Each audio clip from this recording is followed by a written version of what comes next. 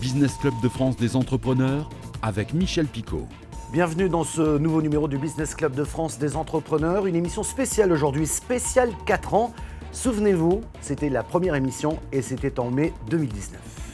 Soyez les bienvenus dans le Business Club de France des entrepreneurs, le magazine des entreprises qui font bouger la France, qui font bouger les territoires par leur audace, leur engagement, leur niaque et qui ont envie d'entreprendre et de créer de la valeur, créer des emplois tout près de chez vous. Nous avons donc souhaité mettre à l'honneur dans ce magazine donc, toutes ces entreprises et qui sait peut-être vous donner aussi l'envie d'entreprendre et d'être audacieux. Au sommaire de ce numéro, l'histoire et les projets du slip français en compagnie de Guillaume Gibaud, son audacieux fondateur et actuel président. Bonjour Guillaume. Bonjour. Merci d'avoir accepté notre invitation. Vous nous raconterez la fabuleuse histoire du slip français, mais est-ce que c'est vrai, ça a démarré d'un pari entre amis finalement? On s'est dit on va créer des slips et on va les remettre à la mode? Je crois qu'on ne peut pas tellement se lancer dans une histoire de slip aussi folle que ça, autrement que sur un pas avec des potes. Donc c'est vrai, on en reparlera, mais ouais. C'est effectivement comme ça que ça démarre autour d'une bière avec des copains. Et de belles histoires, nous en avons connu de nombreuses. Parmi les premiers invités du Business Club de France des entrepreneurs, le sportif et entrepreneur Taï Chris. On va parler effectivement de votre parcours professionnel, mais en tant que sportif, de votre reconversion et puis de votre entreprise qui s'appelle ONEUF. Le médiateur national des entreprises est avec nous. Pierre Pelouzet, bonjour. Bonjour Michel Picot. Vous nous parlerez des délais de paiement en France. Est-ce que c'est toujours un sport national? Malheureusement, les retards de paiement restent une grosse difficulté des entreprises qui n'arrivent pas à se faire payer par leurs gros clients, par les administrations, et ça peut conduire à des catastrophes. On va en parler. Taï Chris, certainement des sportifs extrêmes, j'ai envie de dire, les plus titrés. 115 compétitions professionnelles en roller, 109 médailles, dont 75 en or, et 3 championnats du monde. C'est ça le palmarès? Exactement. J'ai eu la chance de vivre de ce sport pendant 20 ans, voyager dans le monde entier et réaliser tous les rêves en gagnant en tout cas toutes les plus grosses compétitions. Ouais. C'était génial. Après, j'ai eu bien évidemment beaucoup d'accidents et c'est avec ces accidents que j'ai à chaque fois créé des entreprises. Bon, alors on va pas parler d'accidents tout de suite parce qu'il y a peut-être une image que nos téléspectateurs retiendront, c'est celle de la Tour Eiffel. Vous vous lancez en 2010 en roller du premier étage de la Tour Eiffel, record du monde aussi. Ouais. Ce que j'aime, c'est cette force du mental que vous avez utilisé visiblement pour créer vos entreprises et la dernière en date, ONEUF. ONEUF, oui, bien sûr. C'est-à-dire que de toute façon, quand on est sportif et quand on fait des compétitions à haut niveau, il n'y a pas de secret, il n'y a que les années d'acharnement qui font arriver au résultat. Et quand je me suis lancé en tout cas dans cette société, dans cette application qui s'appelle ONEUF, pour rappel, qui permet en un clic d'avoir un deuxième numéro sur son portable, enfin un numéro pro, un numéro perso, etc. Vous téléchargez ONEUF et en un clic, vous avez un numéro. Rien que pour faire ça, il fallait obligatoirement créer un opérateur mobile mondial, respecter la régulation dans tous les pays, interconnecter les antennes, monter une équipe de 45 ingénieurs, dépenser des dizaines de millions d'euros, etc. Et donc ce mental finalement heureusement d'acier que le sport m'a créé en quelque sorte, m'a permis de toujours garder la tête froide et arriver à avancer petit à petit, à être persévérant. Ouais, c'est incroyable. En tout cas, vous n'avez pas tout à fait lâché. Souvenez-vous, en 2016, vous étiez au Grau du Roi et vous battez le record de saut en longueur en roller. Record non homologué, mais c'est un saut en longueur, tenez-vous bien, de plus de 31 mètres. Voilà. Alors ça, c'était plus pour le fun comme saut, mais vous allez voir. On va voir. Reportage de nos confrères de TV Sud qui sont devenus aujourd'hui Via Occitanie. Défi relevé pour Taï Chris qui passe la barre des 31 mètres en longueur en roller avec réception dans l'eau au Grau du Roi. Le record précédent était détenu par l'Américain Chris Safi, mais avec une réception sur une autre rampe. On ne peut donc pas là réellement parler de record du monde puisqu'aucune homologation n'y a été réalisée. Mais peu importe, il est le seul au monde à l'avoir tenté et il était un peu sonné après son dernier saut. Dire la vérité, je suis un peu KO parce que la réception était extrêmement violente. J'ai tapé la tête, le casque il s'est juste envolé et les côtes, ça m'a un peu coupé la respiration. Mais en tout cas, la sensation dans l'air est extraordinaire. On a vraiment une sensation de voler un peu dans tous les sens comme ça. Non, c'est vraiment hyper agréable. Et de belles histoires, nous en avons rencontré de nombreuses dans cette émission. Plus de 300 invités, 400 reportages produits par les télévisions locales partenaires. Ces télévisions locales partenaires qui nous suivent depuis le début, merci beaucoup. Je voudrais remercier également les radios qui diffusent cette émission depuis le début pratiquement. Petit clin d'œil à Pop Radio Montpellier qui a été la toute première radio à nous diffuser. Nous sommes également diffusés en podcast audio qui fonctionne plutôt pas mal. Voilà ce qu'on a fait en 4 ans. On avait démarré fin là, mais c'est absolument pas une saison pour démarrer une émission. Mais nous sommes là et nous serons là également l'année prochaine pour une nouvelle saison. Je voudrais, parmi ces rencontres, ces belles rencontres dans cette émission, je voudrais vous parler notamment de Rebed Tari. Il est le fondateur avec son épouse de Papépi. Vous savez, ces biscuits en forme de billes.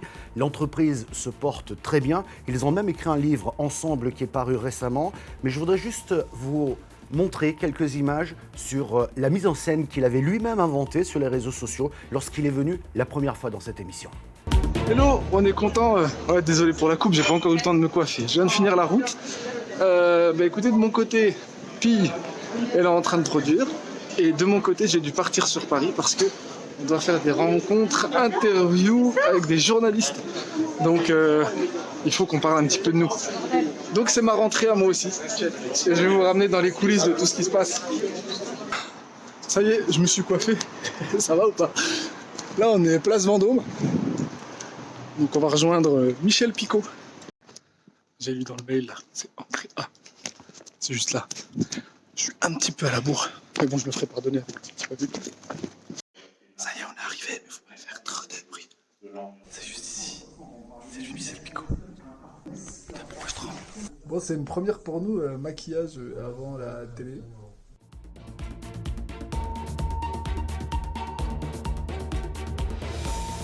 On est dans les backgrounds. Impeccable. Non mais Merci monsieur Michel Picot. c'est avec plaisir.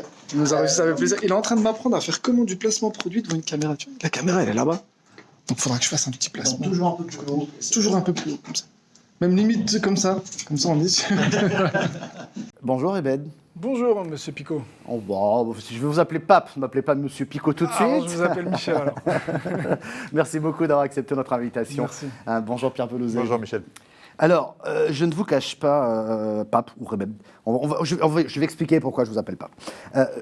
J'ai été très agréablement surpris par votre histoire d'entrepreneur. Elle est naissante, elle se bouge, vous avez une énergie incroyable.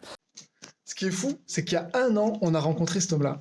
Il y a 1 an, on venait d'imprimer les premiers packaging. Il y a 1 an, je lui disais « Coucou, on n'est pas Pépi ». Lui, il était focus sur les trophées RMC. Et là, 1 an après, il m'envoie un mail et il me dit « Écoute, il faut qu'on se rencontre ». Et là, on est là. Merci Michel. Super à toi. Bravo. Merci beaucoup. Ciao. Pour tes conseils. Et je suis sûr que tu vas y arriver. Accroche-toi. Tu crois? Accroche-toi. Écoute, si tu deviens un client à nous et que tu fais goûter à tes copains de RMC, ça pourrait être... J'en vois. Et autre surprise dans cette émission, la découverte d'un artiste que personne ne voulait produire. Il a donc décidé de créer sa propre entreprise pour produire ses propres spectacles qualifiés d'ovnis. Ce jeune homme s'appelle Alexandre Prévert, il est en tournée actuellement, souvenez-vous. Tout le monde rêve. Vous connaissez Paul Verlaine, le grand poète français? Main dans la main, avec du sang qui bout et chante. Moi, quand j'entends ça, j'ai envie de vous poser une question. Il y a de la spontanéité à certains endroits, à d'autres moins. Princesse, elle est, sans doute. Enfin, je sais pas si Bouba et Carrie sont ensemble, d'ailleurs. Éveille à ce que ton cœur brûle. Genre, c'était un peu le Mélenchon du XVIIIe siècle. Non, monsieur le comte, vous ne l'aurez pas. Eh ben, vous savez que ça vous fait un point commun avec Bourriquet? I have a dream today. Mais dans mon cœur, je suis toujours resté un enfant. Parce que je l'ai enfin réalisé, mon rêve de liberté. Jusqu'au Bataclan, aujourd'hui. Alors là, nous avions un teaser du spectacle « Où sont passés vos rêves ?» avec un point d'interrogation. Tiens, pour la petite parenthèse, où sont passés vos rêves? C'est ce qu'on n'arrête pas de dire à vous, entrepreneurs, surtout en ce moment où c'est compliqué. Ne perdez pas de vue qu'il faut encore rêver. C'est un investissement sur l'avenir. Ne perdez pas de vue. Alexandre Prévert l'a fait, il a rêvé et il l'a fait. Vous n'avez pas laissé passer votre rêve. Avant de voir comment vous avez créé votre structure, vous le dites dans le spectacle, le piano, c'était pas votre truc. Ça a été imposé par vos parents, chez vous, du côté, vous êtes en Savoie. Hein, exactement. Vous étiez là-bas. Et pourtant, il est excessivement brillant au piano. Qu'est-ce qui s'est passé? Eh ben, il faut croire que les dizaines, centaines, milliers d'heures passées, même sous la contrainte et sans un engouement partagé, ont suffi à acquérir une technique et un savoir-faire qui m'a permis ensuite, quand je l'ai repris à mon compte d'en profiter. Ah oui, parce qu'au début du spectacle, j'ai dit non, moi j'en voulais pas, c'est une catastrophe, ce piano, je ne le supportais pas. Et puis alors, il est extrêmement brillant. D'ailleurs, à la fin de cette émission, vous écouterez un petit peu Alexandre au piano. Alors, on va revenir à ce spectacle que vous avez monté, à ce concept. Vous avez rencontré des producteurs, j'imagine, mais lorsque vous êtes arrivé avec ce spectacle, OVNI, oui. Et vous savez qu'en France, on aime les choses bien carrées, oui. Quand on ne comprend pas, on n'y va pas. Qu'est-ce qu'ils vous ont dit ? Que c'était invendable. Déjà. Que c'était impossible à vendre parce qu'en fait, ça ne correspondait à rien qui existait déjà. Ouais. Ce qui pour moi était un compliment, mais ce qui apparemment pour eux était un problème.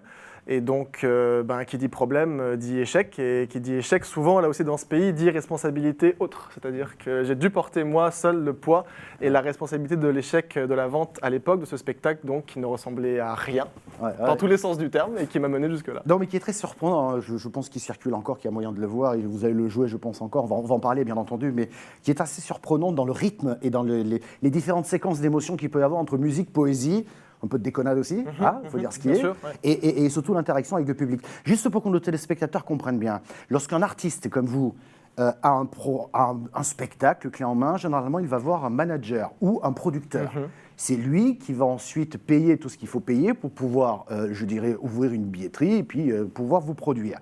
Ça marche normalement comme ça. Vous dites, personne n'a voulu me produire, je vais me produire moi-même.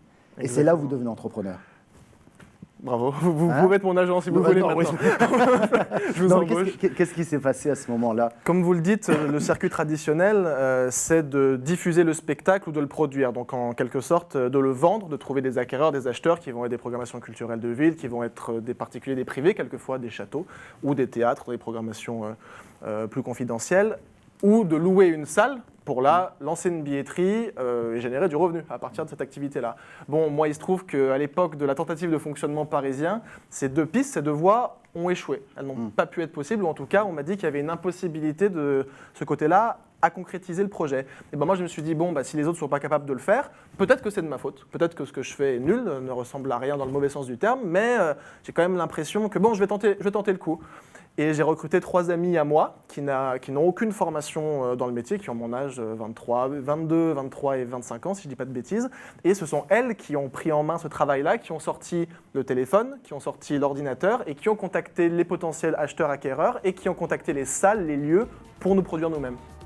Voilà donc pour Alexandre Prévert qui, je vous le rappelle, continue sa tournée un peu partout en France. Le Business Club de France fête ses 4 ans. Nous voulions vous présenter cette édition spéciale et vous dire aussi que nous sommes toujours la seule émission consacrée aux entreprises près de chez vous, aux entreprises de proximité, aux entreprises dans nos territoires, et nous faisons tout pour les mettre en avant, en valeur, sur l'ensemble du territoire français. Merci de votre fidélité depuis 4 ans. Bien entendu, nous serons là la semaine prochaine.